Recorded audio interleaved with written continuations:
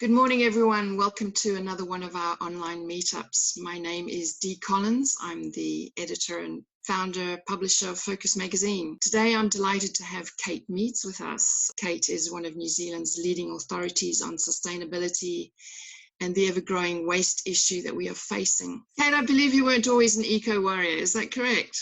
Oh no, I was terrible. Absolutely terrible. I was probably the person who used to wheel out the bin and make sure I had a step ladder to jump in it and, get more in to put out a full load, because it's all about, getting the most value for money.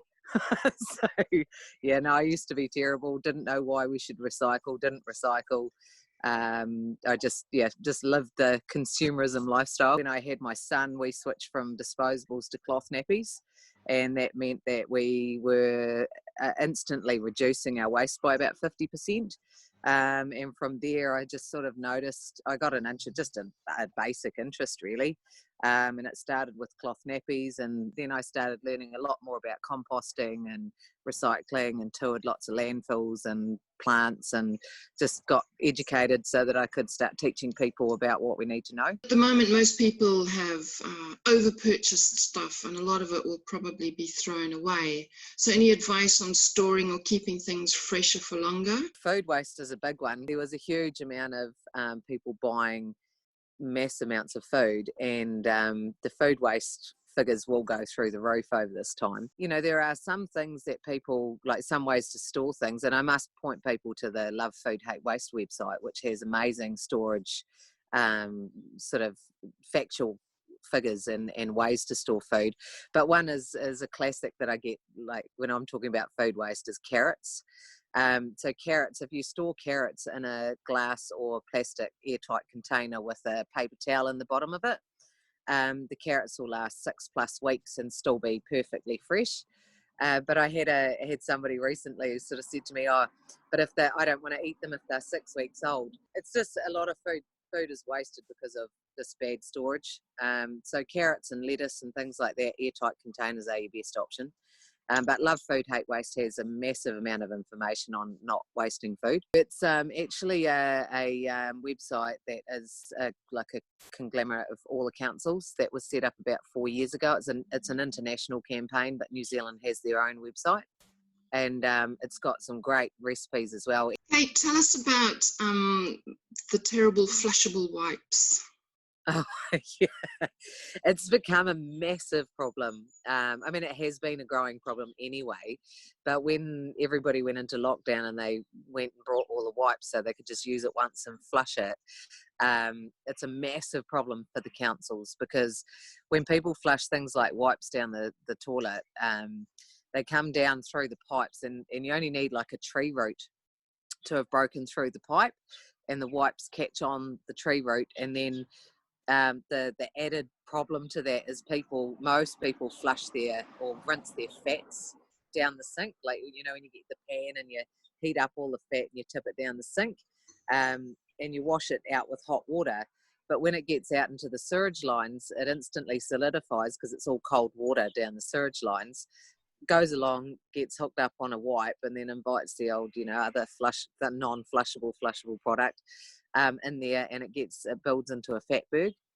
And so it's actually blocking the pipes, and they've had major problems around the country with blocked pipes, which is like Taupo just over summertime when it leached into the lake. That was from a blocked pipe.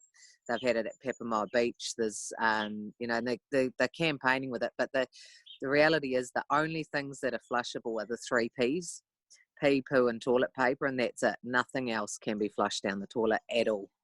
If it does get to the wastewater treatment plant, it literally gets scooped out, goes into a bin and goes to landfill, because none of it breaks down. So what should people be doing with the fat and stuff from their pans?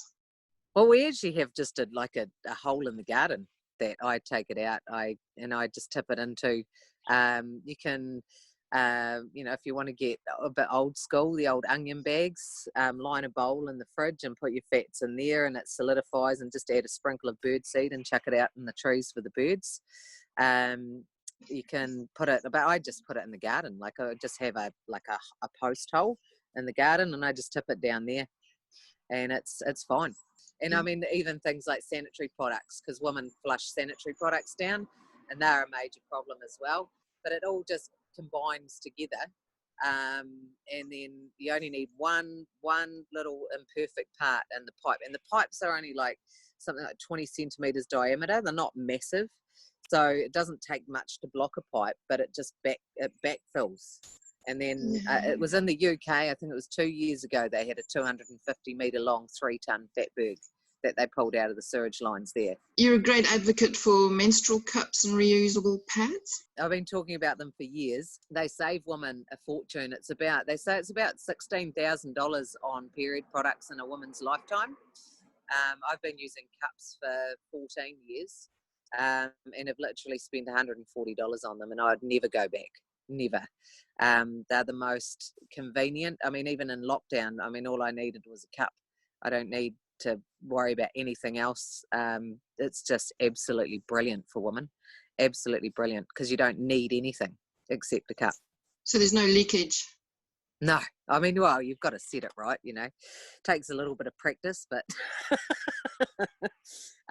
nowadays I know it's fine, and you can wear it all night. Yeah, they last all night. I only empty it twice a day, so there's no, even because for me, especially when I'm doing workshops and that, and standing in front of 100 people, I don't want to be in a risque position, and it's less risque than anything else. It's actually just brilliant. Yeah. And reusable pads, are they becoming more popular too? Oh, yeah. And we've actually had quite a few inquiries over this time as well for women wanting to try them because of the, again, problems getting them and the financial side of it. And the reusable pads are just they are so comfortable, and they do way better job than the disposable ones. And it's just getting people across the line thinking that you can just chuck them in the wash. It's not hard. And also we have, there's quite a big, sort of been quite a big product that launched probably 18 months ago, and that's the reusable underwear. And I actually tried them last year, and I just love them too. Just love them. They're so comfortable and really good for young women going to school and sort of not sure, because it's sometimes it's quite intermittent when you get your period. They're fully protected. They don't have to worry, and they are super absorbent. I was absolutely blown away. We're really lucky. There's some cool products out there. It's just not many people know about it. And I think one of the things with cups is that they've been around for years and years and years. But once you buy one, it lasts you 10 years. So they can't market them very well, because how can you have a marketing budget on one cup for $30? Whereas the disposable industry are making thousands off women. Now, when I was growing up, we had milk bottles, and we used to take our bottles back to the local supermarket and get a payment for the bottles and the crate and that. Do you think there'd be any movement back to bottles? There actually has been a movement back to bottles in quite a few communities around the country. In Balclutha is one that was one of the first ones I knew about. You can go into even the liquor store. You take your empty milk bottles into the liquor store and get new milk bottles. And it's all glass. And I've actually heard in my travels in the past 12 months, there's been a huge number of small businesses that have been setting up the same sort of situation. There's over in the Waikato, I think there's a company that's delivering. So they'll actually deliver it to your door. But what I'd like to see is to be able to take a bottle into the supermarket, and there be a big vat that you just actually fill your own bottles out of, instead of buying single-use plastic bottles. You can take your own bottle in and fill it up, and it become normal that way. I had a chat at one of my workshops who said, what if you took it in and the bottle was dirty and you got sick from it? And I said to him, well, at what point is that not your responsibility? Because people want to blame the company. They always want to blame someone else, yeah. Yeah, but it's like, well, if you're going to take your bottle in, then you're responsible for it, and then you make sure it's clean. I think it's time for people to actually step up and start taking responsibility themselves, instead of expecting everybody else to take responsibility for their choices. Society seems to be looking around for somebody to take responsibility, or for somebody to be, trying to fix it. Somebody needs to solve it. Somebody needs to regulate. Somebody needs to change the rules. But then when they do change the rules, then nobody likes it, because they don't want to have to change the way they do things. So like the plastic bags, when they banned the plastic bags, people got up in arms about it. But we proved that in 2 weeks we could all start using reusable bags. It's just, but we're waiting for someone to do it, but forget that we're the someone. If we choose to do it differently, then those products will either have to change, or we tell them we want them to change, and don't buy it until they do. Tell us about the feeding babies, with these pouches that are out there. I mean, parents using 3 or 4 of those a day. And it's actually it's quite sad.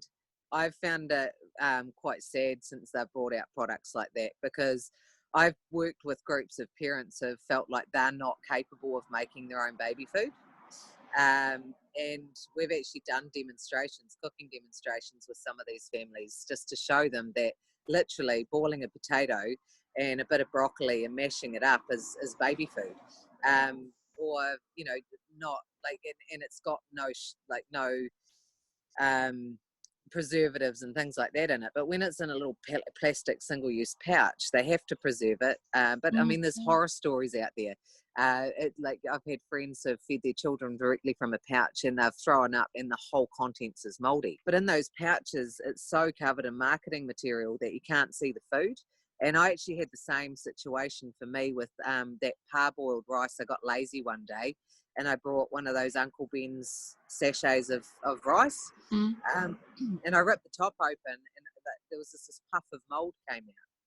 And a lot of that is because you only need one bacteria in there, and it turns the food quite quickly, and it's sealed in the environment. So it's quite gross, actually, the way that we buy food. I mean, a lot of it is in plastic these days, and there's not been a huge amount of research on this generation being so exposed to plastics, and it worries me that babies, like when we used to have cans and jars, at least we know that that's a safe way to store food. But when it's constantly in plastic, you're exposing your child to plastic from the youngest age. For me, it's actually quite frightening. But I mean, I'd hate to know how many of those get sold every single day around the country.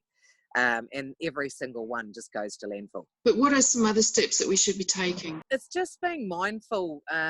Like for me, my whole change, like going from one of the worst consumers on the planet, really, to now, it's being really mindful of what you can do. And I find a lot of people get really hung up on, we have to do it all, or we might as well do nothing, or we're putting out 1 bag a month and the neighbours are putting out 1 a week. And it's like, what's the point of me making an effort if everybody's not making an effort? The reality for me is that I make small efforts every single day. Like every day I have bokashi bins, I have a compost bin, like we have no food waste. But if my bokashi bin's filling up, I'm like, why am I wasting? I'm cooking too much food. If you've got chickens or pigs and they're fat, then you're probably wasting too much food. But you don't feel like you're wasting it because you're feeding it to someone. And so I had to change my mindset on those small things. But even things like, just making the little tiny effort to make my own yogurt, making the effort to make my own bread so there's no plastic bag, things like that. Every tiny step is quite big in the big picture. And to me, it's not worrying about everything and not worrying about the whole problem. It's all worrying about the things that you can do. And for me, I really encourage people to just, because you can't become sustainable overnight. It's taken me 14 years and I'm still not perfect. I mean, I drive a V8, I'm a complete petrol head. But I'm never going to be perfect. But I do my best. And if we, like, just as an example, there's 4.5, 5 million people in New Zealand. And if every single one of us tomorrow just used 1 less piece of packaging, just one. So you just went to the supermarket and you didn't buy lettuce in a bag, you just brought the lettuce. Or you made the effort to recycle, or they just use 1 less thing. Then in one day, 5 million pieces of plastic wouldn't be used. And I'd love to know the figures at the end of this lockdown, because there's 295 million takeaway coffee cups used every year in New Zealand, and we just took 1 month out of that. I encourage people to change one thing at a time. Yeah. And that's the most sustainable way for you to change is to focus on one thing. So if you are a big coffee drinker, your goal could be, when we come out of the lockdown, to make sure you get your hands on a reusable coffee cup, you start using that, and then that's basically over a year, that's 260 takeaway coffee cups you won't use. And you do that until that becomes habit. Once that's habit and you always take it and you always remember it, then you start looking at something else you can change. But you can't go away and just be like, right, so from this weekend we're going to start composting and we're going to start, like being zero waste. It's so hard to be zero waste. And, I love the whole zero waste movement and Plastic Free July. But every year I watch everybody get all into it. They go hard out for the whole month to have zero waste, and they get to the end of the month and they're like, oh, thank goodness that's over.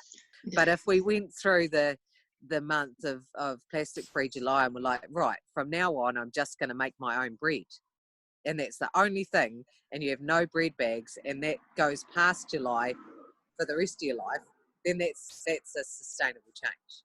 Using a recyclable cup, making your own bread, which other big things would you recommend? Well, in Tauranga, because we can only recycle the 3 to 7s, I did start making my own yogurt. We can only recycle 1s and 2s, not 3 to 7s. I did start making my own yogurt, because all yogurts are in sort of number 5. The only yogurt that I do buy is like the Raglan yogurt, which is in glass, and I only started buying that after they started the glass recycling in Tauranga, because then I knew it was being recycled. So for me, it's always just keeping it real. But I mean, we've all proved this month that you can make your own meals, that you can stay at home, that you can do a few more things for yourself.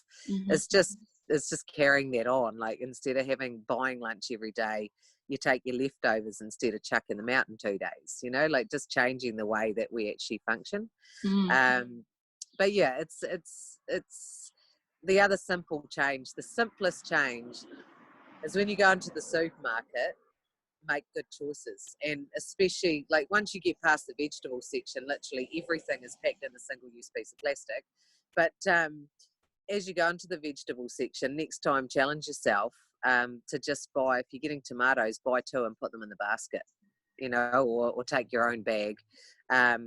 If you're buying a lettuce, buy the one not in a plastic bag. Just buy the lettuce, because you're going to pull off the outer leaves anyway. That's the packaging right there. You don't need to buy bagged produce. Just buy what you need, and make sure you eat what you buy. But buy what you need and try and buy out of packaging instead of bulk buying stuff that you end up chucking away. Can you tell us more about the bokashi method of composting? Oh, bokashi's fabulous. I'm actually going to do a video of that on my Facebook page this week. But bokashi's great because it's one of the only composting systems that you can put meat into. And I'll be digging up a section of the garden that I put like a whole bunch of chicken bones in a while ago with bokashi. But the bokashi is amazing because you don't get maggots, you don't get flies. It's a sealed unit. It's 2 buckets that basically go together. And the food that we've grown, and I actually had Aaron's parents over a wee while ago, and they were just blew their mind. Our spinach is just so healthy. Our whole garden was just so healthy. It grew the best vegetables ever, just from having the bokashi. But the 2 bins go together. You literally put your food waste in there, and it's like a sawdust, but it's called zing. You sprinkle it on top as you put, you don't put it in constantly. You put it in like once a day or once every couple of days. You sprinkle your zing on, and then you seal it up, and once it's full, you leave it for 2 weeks, and then you just dig a trench in the garden, chuck it in, cover it, and like literally within 2 months, it's all gone. And the soil is so good. Anything else you want to add, Kate? What I'm hopeful is that, given the carbon changes and things that have happened around the world just in the past month, that it will quite motivate people to make a difference, to start thinking about it. But I did see a funny meme just recently on Facebook where it was all about, the coronavirus. We must go home. We must, not do anything. We must not touch anything, because, people could, get sick and die. And then there's this whole thing, climate change, which they've been talking about for years. And they're like, the planet's going to end, the world's going to, I'll just have a coffee. like we've got this serious issue that's been coming on for years, which is like a pandemic in itself. But we've got forewarning, but everybody just keeps going on as normal. So I think, it's just, we all need to start like taking a bit of a lesson from everything. And, you might have seen your waste increase while you've been at home, because some of it you would have left at work before. Well, let's start looking at what we can do and stop waiting for somebody else to do it for us. Kate, thank you so much for joining us. We really appreciate your time, and obviously your knowledge is invaluable. So thank you, everyone. Take care. Bye.